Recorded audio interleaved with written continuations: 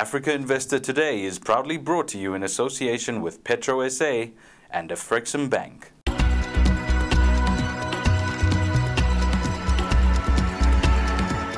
Hello and thank you for joining us on Africa Investor Today with myself, Avon Middleton. We begin the bulletin with politics and economy news.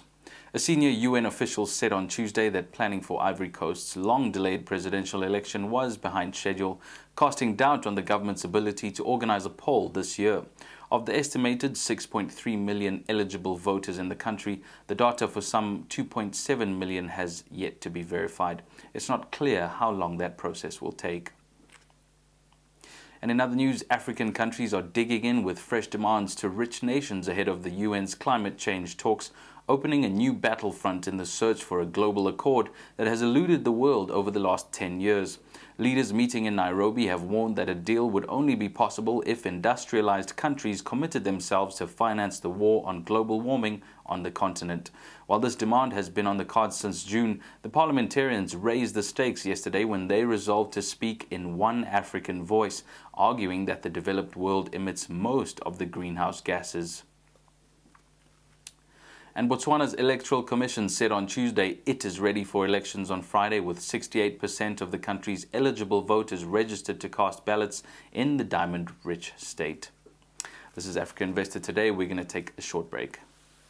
Redefining energy means redefining life. At the Petroleum, Oil and Gas Corporation of South Africa, our commitment to greater innovation and greener fuels has made us pioneers in the field of gas-to-liquids technology. It has also earned us worldwide recognition for producing the cleanest fuels through environmentally friendly processes. That's how we've become the international leader in diesel technology. Through pure innovation, pure energy, pure brilliance. In banking and finance news, a strategic cooperation agreement has been signed between the Islamic Corporation for the Development of the Private Sector, the ICD, a subsidiary of the Islamic Development Bank, the IDB, and Bank Asia, Turkey's leading participation bank. In this agreement, Bank Asia acquires a 40% stake in Senegal-based Tamwil Africa Holding SA, owned by the ICD. As a result of the agreement, ICD and Bank Asia will operate in the interest-free banking sector together throughout Africa, especially in the western part of the continent.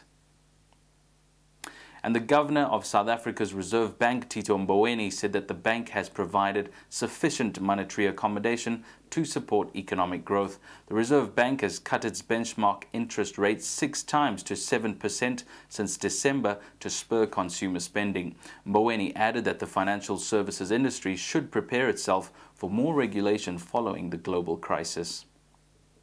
We have companies and markets news up next. Do stay with us. Afrexim Bank is Africa's leading trade finance bank, an organization dedicated to promoting African trade through credit, risk-bearing and advisory services. We pride ourselves on having local presence throughout the continent and are committed to extending our award-winning trade and project finance programs to unlock private sector development continent-wide. We invite you to become a part of our vision for a strong Africa in a changing world. If you trade within Africa, contact us to support you.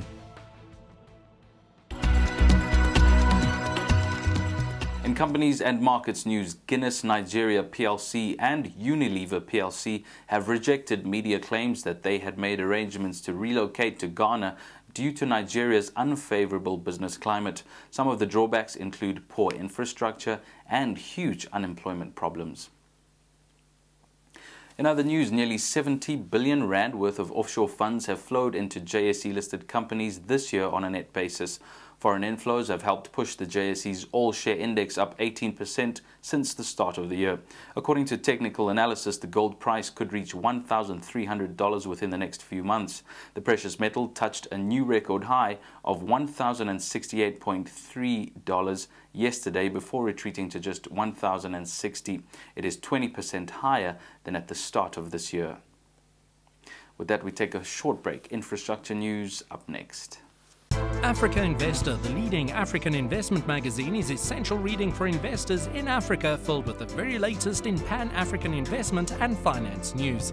In addition, log on to africa-investor.com to find out more about our exciting capital market infrastructure and tourism events, and our long-standing investable Africa Investor 100 Index series, which tracks over $600 billion of African equities. Doing business in Africa, you can't afford to be without Africa Investor. In infrastructure news, the future of Rwanda's tourism industry looks brighter as records show a 23% increase in the number of hotel rooms in the country. The increase means more accommodation for the ever-growing number of tourists coming to Rwanda. Tourism is the country's leading foreign exchange earner over the past few years. The developments come at a time when Rwanda needs about 6,000 rooms by 2012 to accommodate the increasing number of tourists.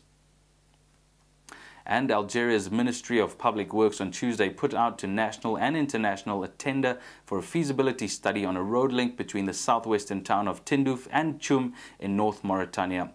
Candidates have until December the 21st to submit their applications. And in our final story, according to Greenpeace, South Africa could cut its annual greenhouse gas emissions by 200 million tons by 2050 without sacrificing economic growth if it used energy more efficiently and increased wind and solar power output.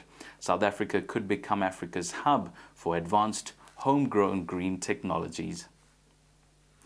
And with that news, we wrap up today's bulletin. Do log on to africa-investor.com for more news. Goodbye.